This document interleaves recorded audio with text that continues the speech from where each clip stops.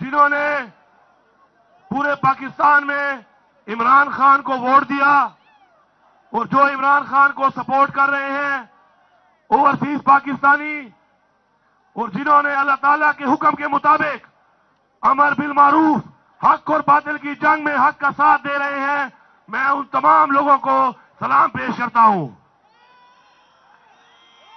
آج ہمارا لیڈر عمران خان غیر قانونی طور پر جیل میں ہے۔ میں دو باتیں اس حوالے سے کروں گا۔ پہلی بات، عمران خان پر جو غیر قانونی مقدمے بنائے گئے اور جس طریقے سے عمران خان کو گرفتار کیا گیا اور آج جس کیس میں وہ جیل میں ہے، ایک توشہ خانہ۔ میرے پاکستانیوں نے سنو، توشہ خانہ کیا ہے؟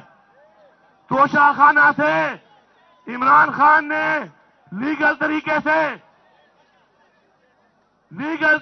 سے یہ اسٹیبلش بات ہے کہ لیگل طریقے سے جو چیز لی اس پہ اس کو سزا دی گئی ہے، جبکہ آج جو شخص آصف زرداری ابھی حلف لے رہا ہے صدر پاکستان کا، اسی توشہ خانے سے جس چیز کی اجازت نہیں ہے، انلیگل طریقے سے اس نے گاڑیاں نکالی ہیں، لیکن آج وہ افسوس کی بات ہے کہ وہ اس ملک کا صدر بن رہا ہے اور حلف لے رہا ہے۔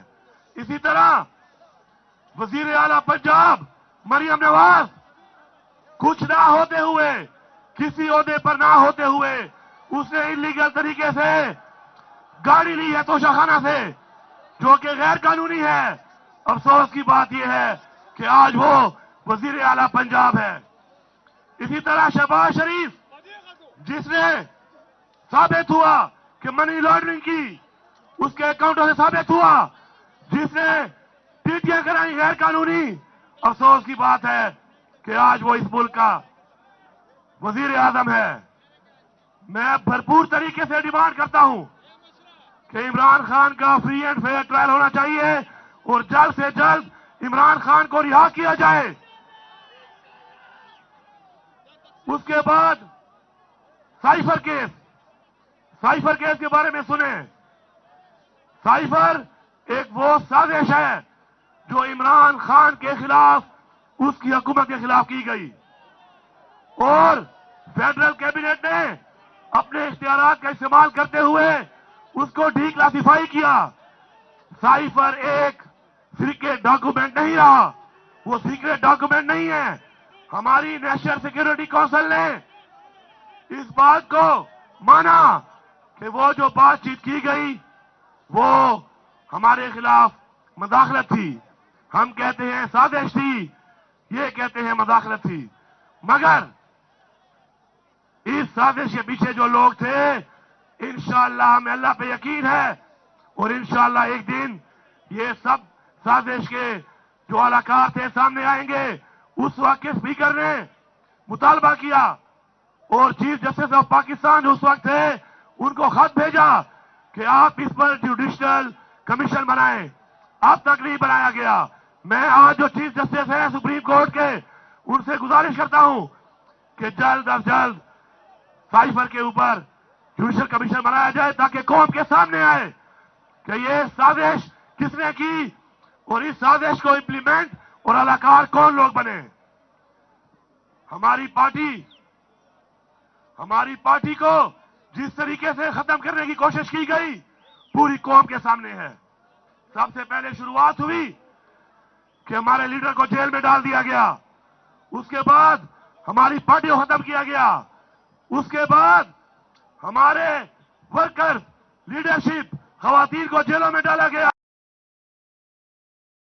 اور لیڈر جیلوں میں ہیں۔ پھر ہم سے نشان لے لیا گیا اور مرضی کے نشان دیے گئے، لیکن سلام ہے اس قوم کو، سلام ہے کہ انہوں نے امیدوار کو بھی ڈھونڈا، انہوں نے نشان کو بھی ڈھونڈا اور عمران خان کے امیدواروں کو ووٹ دیا۔ میں سلام پیش کرتا ہوں اس قوم کو۔ اب ہمارا اگلا مطالبہ یہ ہے کہ جو فارم 45 के मुताबिक हमारे लोग जीते हुए हैं, एक कमीशन बनाया जाए और उस कमीशन के जरिए अवाम का मैंडेट जो चोरी हुआ है, पाकिस्तान की तारीख की बदतरीन धांधली की गई है, उस पे कमीशन बना के अवाम का मैंडेट अवाम को वापस दिया जाए। ये हमारा मुतालबा है और ये मुतालबा तब तक जारी रहेगा जब तक हमें हक नहीं मिलता। उसके बाद रिजर्व सीट, मखसूस सीटों पर जो आइन की खुली खिलाफवर्जी कर रहे हैं, जो आइन को बार बार तोड़ रहे हैं, ये कहां से शुरू हुआ सिलसिला? पहले ये शुरू हुआ सिलसिला आपका जब हमने पंजाब में और पख्तूनख्वा में अपनी हुकूमत तोड़ी और इन्होंने आइन को तोड़ा और 90 दिन में इलेक्शन नहीं कराया।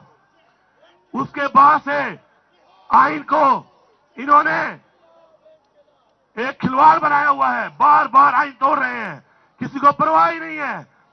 चीफ इलेक्शन कमिश्नर भूल चुका है कि इस मुल्क के आइन को तोड़ना आर्टिकल 6 की सजा इनको ज़हन में नहीं आ रही।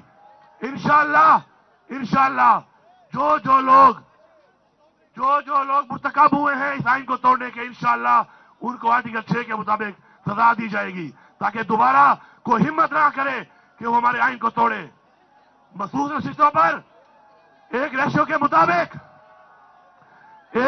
मुताबिक हमारी वो सीटें किसी और को देना किसी कानून, किसी आइन में नहीं है। लेकिन अफसोस की बात यह है कि ढिठाई के साथ इन्होंने हमारी सीटें और पार्टियों को दे दी। हम मुतालबा करते हैं कि हमारी सीटें हमें वापस की जाएं, हमें मजबूर ना किया जाए कि हम यहां पे आगे बढ़ने के बजाय इस मुल्क में अपना हक ही मांगते रहें, और हम अपना हक मांगते रहेंगे जब तक हमें हक नहीं मिलेगा।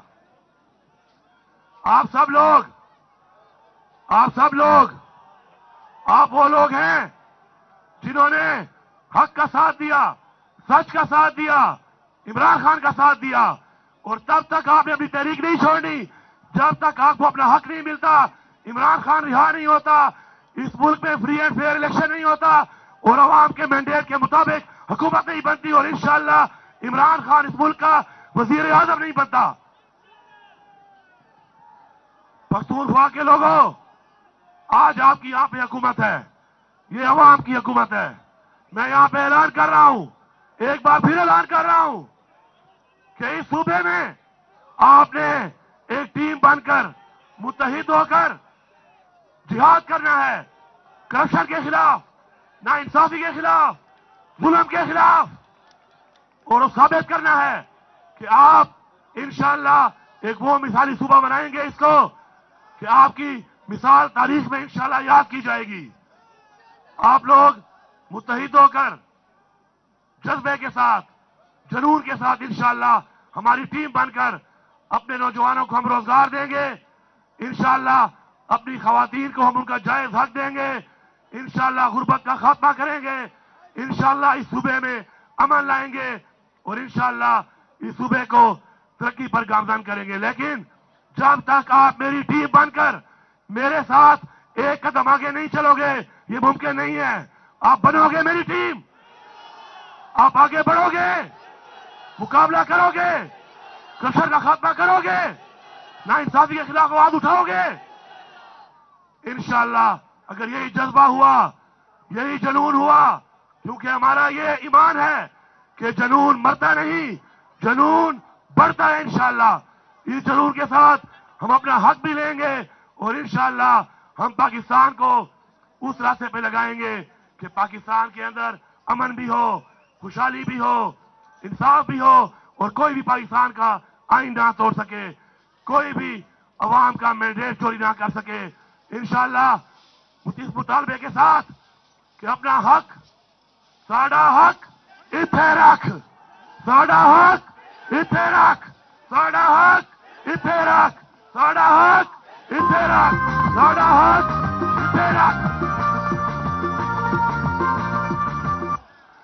वो दाफे नारा हुए हो تے عمران خان دے بجے سے واروی ادا لوٹاگان دا فراڈیان دا ڈاکوگان دے اخبال وانو چنے واروی نعرہ تکبیر نعرہ رسالت نعرہ حیدری پاکستان عمران تیرے جان نثار عمران تیرے جان نثار عمران تیرے جان نثار